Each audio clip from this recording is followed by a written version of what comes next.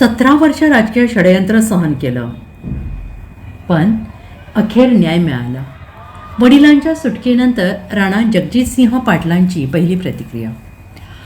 महाराष्ट्राच्या राजकीय वर्तुळाला हादरवून सोडणाऱ्या आणि गेल्या 2 दशकांपासून प्रलंबित असणाऱ्या बहुचर्चित पवनराजे निंबाळकर दुहेरी हत्याकांड प्रकरणाचा अखेर आज विशेष न्यायालयाने अंतिम निकाल दिलाय.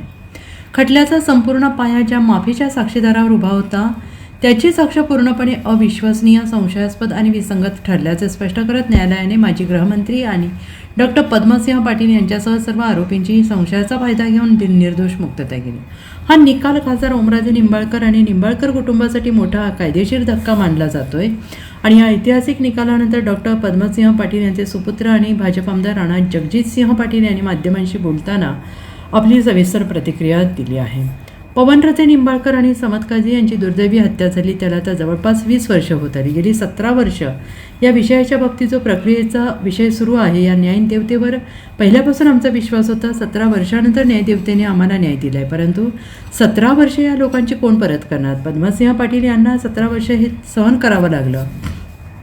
त्यांचा या विषयाशी कुठलाही संबंध नसताना राजकीय षडयंत्राने हे केलं. टप्प्याटप्प्याने सर्व गोष्टी पुढे येतील. आज निश्चितपणे आम्हाला मोठं समाधान आहे. न्यायदेवतेने आम्हाला न्याय दिलाय, असं राणा जगजितसिंह पाटील यांनी म्हटलंय. आज आपण आदरणीय डॉक्टर पद्मसिंह पाटील साहेबांची परिस्थिती बघितली.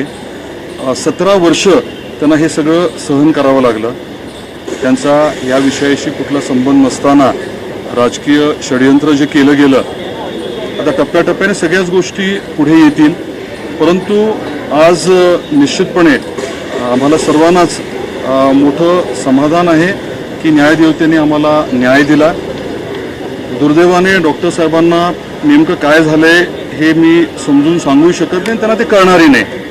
पण ही परिस्थिती कशामुळे उद्भवली, हे षडयंत्र जे आहे ते कोणी कशामुळे केलं, त्याच्यामध्ये कोण कोण प्यादे होते. आदरणीय डॉक्टर पद्मसिंह पाटील साहेब, आपल्याला कल्पना असेल की साधारण 1990च्या दरम्यान मुख्यमंत्री होणार होते. तसा त्यांना शब्द दिला होता. काही कारणामुळे ते होऊ शकलं नाही. 2009ला ते खासदार म्हणून निवडून आले होते आणि साधारण ज्या कालावधीमध्ये कॅबिनेटचं एक्सपॅन्शन होणार होतं, बरोबर तेव्हाच काही लोकांनी या बाबतीमध्ये एका वेगळ्या पद्धतीने पुढाकार घेतला आणि जे काही षडयंत्र रचलं गेलं ते बऱ्यापैकी आज कोर्टाच्या माध्यमातून आमच्याही लक्षात आलेलं आहे. आणि एकदा प्रत्यक्षात कोर्टाची ऑर्डर उपलब्ध झाल्यानंतर, त्याचं वाचन केल्यानंतर मग मी आपल्याला सविस्तर बोलू शकेन. या पूर्ण प्रक्रियेमध्ये सुरुवातीपासून ज्यांनी आमच्यावरती विश्वास ठेवला आणि अतिशय ताकदीने आमची साथ दिली, त्यांचे मी मनापासून आभार व्यक्त करतो. आई तुळजाभवानी आणि संत गोरोबा काकांचा आशीर्वाद नेहमीच डॉक्टर पद्मसिंह पाटील साहेबांच्या पाठीशी आहे. लाखो करोडो जनतेचा त्यांच्यावरती विश्वास आहे, प्रेम आहे आणि आज निश्चितपणे न्यायदेवतेने आम्हाला न्याय दिलाय, एवढी भावना मी व्यक्त करतो. Bureau report, SBN Marathi, Mumbai.